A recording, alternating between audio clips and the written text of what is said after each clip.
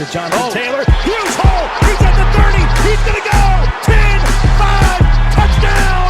Jonathan Taylor made a man miss the line of scrimmage and then runs it into pay dirt in a one-handed INT. Are you kidding me? Kenny Moore. What a play by Nyheim Hines.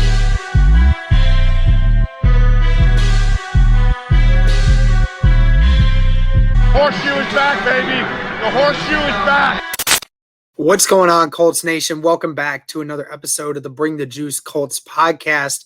So we've all seen the news about Carson Wentz's foot injury. Basically, very broad on how long he's going to be out with the foot surgery that he's had. Received that earlier today when I record this. And, basically comes down to the fact that he may either be ready for week one or he might have to miss a few games. So apparently the big media is all up in arms about saying who the Indianapolis Colts should trade for in the meantime until Carson Wentz comes back. And, because there's the chance he could get hurt again. There's always good to have a backup plan, right? Well, I'm here to kind of discuss a few of the things that the national media and other outlets have been saying and act like whether or not I disagree with them or not. We'll find out. But ultimately, the couple things that we've noticed, we saw somebody talk about the Minshew trading stuff. That's not happening. And, I don't remember who it was that wrote the article. But whoever that was should be ashamed of themselves. They were doing it for clickbait and clickbait only. So, Minshew's off the table. Even if he did come in, why would we even want him in the first place? I mean, that's just my take on it. And then when you're talking about guys like Jimmy Garoppolo, right? We're hearing the Jimmy Garoppolo trade talks, right?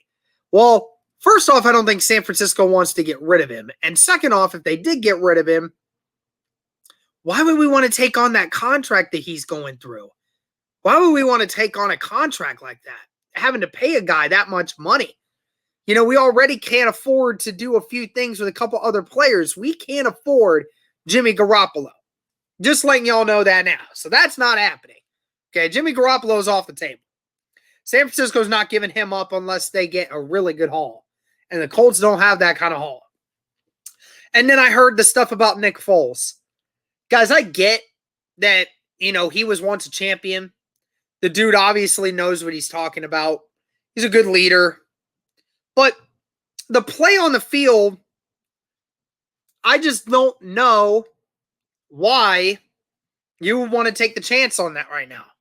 Again, you would have to give up draft compensation or a player. You'd have to pay Nick Foles to bring him in. When, at the end of the day, Carson Wentz is not done for the whole season.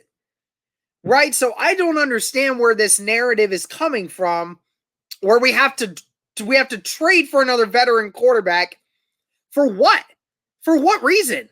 Carson Wentz is only missing a few games at the most. At the most. There's a possibility he could be back week 1, week 2. Why would we give up more draft capital, which we're already tied down to, by the way, and more money that we don't have that are spending it on other guys? And why would we do that?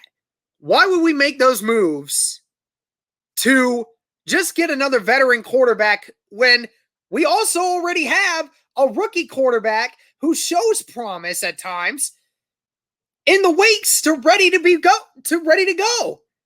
I mean, he's been in the system longer than everybody else. Now, granted, he hasn't had any NFL experience yet, which is what we would think he would want to do for this.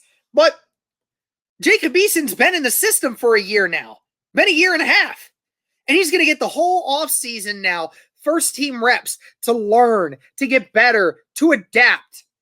And he's going to get these preseason games, get some snaps against real defenses. I know I made a video earlier last week about, being concerned in a way about him and about his ability to make things good and just to be a overall relatively good quarterback in Jacob Eason. But I would almost still rather just jump the gun with a young, cheap, inexperienced quarterback that's been in the roster for over a year now, versus a more expensive, draft capital worthy person that would have to learn the system right away and jump right into it. We already have leadership in this group. We don't need leadership. There is no such thing as needing any more QB leadership right now. We are fine. Our head coach is an old quarterback. Okay? He gets it. We have other guys on the defense that take control of the locker room. There's no issue with that. Okay? So leadership aside, we don't need that. We need to think about what is the best course of action for the few weeks that Carson Wentz may be out, and why you would trade for a quarterback that's going to cost you draft capital and money for 3-4 weeks of the season at the most. Don't know why you would do that. I don't know why you would do that. You would not want to. The Colts will not do that. The Colts will not spend more time and money investing into another veteran quarterback when they have a Jacob Eason standing over here, getting the first team reps and embracing the opportunity he's getting. It's not going to happen, folks. The trading for a quarterback, that's all media hype. That's not happening. I'm like 99.9% positive that is not happening. Okay? Unless they find out for some weird reason that Carson Wentz is going to miss the entirety of the season because of something weird in his foot, then no, there's nothing that's going to happen here. Now, granted, Carson Wentz, again, for when it comes down to it, he could legitimately play week 1. He legitimately could. Like, with the surgery the way it is, he can't mess up that bone anymore if he tried to. He couldn't mess up the bone anymore. Ultimately, it just matters on the pain that he would have to deal with. That's why that's the distance mark, right? That's how long we make him wait matters here. But either way, even if you waited till 12 weeks, you miss what? 6 games? Okay, that stinks. We'll rock with Jacob Eason, man. Again, like I said, I've been critical of Jacob Eason, and I don't necessarily want to have Jacob Eason go into a situation, but I feel more confident with Jacob Eason there and feeling like he doesn't have to be a hero. Go out and just play smart football and see where it goes from there. That's about it.